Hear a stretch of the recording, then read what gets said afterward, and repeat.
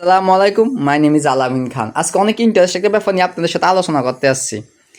যে ভারতে মুসলিমের গরু জবাই করলে মুসলমানদেরকে মেরে ফেলা হয়, খুন করা হয়, গরু মাংস বিক্রি করে দোকান ভেঙে ফেলা হয়, দোকান আগুন করা হয়। সবচেয়ে মজার ব্যাপার কি জানেন? তারা পৃথিবীতে গরু মাংস রপ্তানি করে দিয়ে 2 নম্বর অবস্থানে আছে। শুধু তাই নয়, তারা প্রায় 10টার মতন বিশাল কসাইখানা আছে, যার মধ্যে 3টা কসাইখানা আছে পুরো পৃথিবীতে গরু মাংস রপ্তানি করা হয়।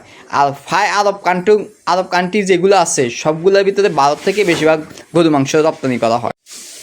আর ইন্টারেস্ট ব্যাপার হলো এটাই, একটা গরু কসাইখানার মালিকও কিন্তু মুসলিম নয়, সবগুলো হিন্দু। শুধু হিন্দু নয়, কিছু ব্রাহ্মণও আছে যারা হিন্দুদের গুরু, যারা ধর্মশিক্ষা দেয় তারা। কিন্তু প্রতিটা কসাইখানার নাম শুনলে আপনি মনে হবে যে এটা মানে কোনো মুসলিমদের, যেমন আল হালাল, আল আল আল কাবাব, এরকম অনেকগুলো নাম আছে, মানে সবগুলো নামই ইসলামিক নাম। আসলে সত্যি কথা কি জানেন, তারা গরুখানা নিয়ে তাদের কোনো আপত্তি নয়, তারা হলো যে গরুর উদ্দেশ্য নিয়ে মুসলমানদেরকে অত্যাচার করা, মুসলমানদেরকে খুন করা। আমি সাধারণ বাংলাদেশি হিন্দু ভাই বোনদেরকে জিজ্ঞাসা করতেছি, মানলাম আমরা গরু খাইলাম না, যে আপনারা যে গরুগুলো পালন করতেছেন, লালন পালন করতেছেন, এগুলো গরু লালন পালন আপনি কী করতেন? সারা বছর পালন করতেন, নাকি 10 বছর 20 বছর পালন করে করে নিয়ে বন ছেড়ে দিতেন? আমার দ্বিতীয় প্রশ্নটা আপনাদের কাছে, যে আপনি জানেন একটা মুসলিম হচ্ছে গরুটা বিক্রি করলে মুসলিম জব করে খেয়ে ফেলবে, তাহলে ঠিক আছে, আপনি কেন মুসলিম হচ্ছে গরু বিক্রি করতে চান?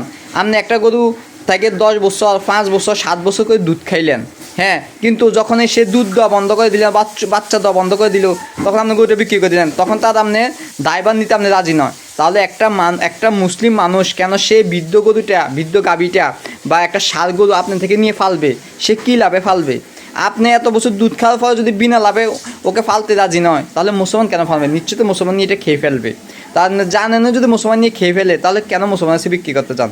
একটা সাধারণ মাথা একটা জিনিস চিন্তা করেন। এই মুসলমানরা গরু খায় বলেই অনেকে এই উদ্দেশ্যে গরু পালন করেন, অনেক লাভজনক ব্যবসা, অনেকে লাভ করতেছেন, সংসারে অনেক উন্নত করতেছেন।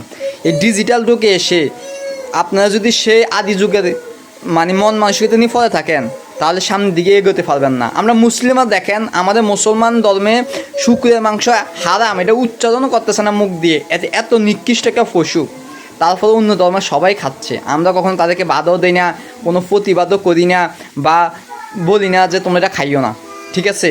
যার যেটা রুচি সে সেটা খাক। ভাই আসেন, এই প্রতিহিংসা না করে মিলেমিশে সাধারণ গানটা মাথাটাকে একটু খাটাই, ঠিক আছে?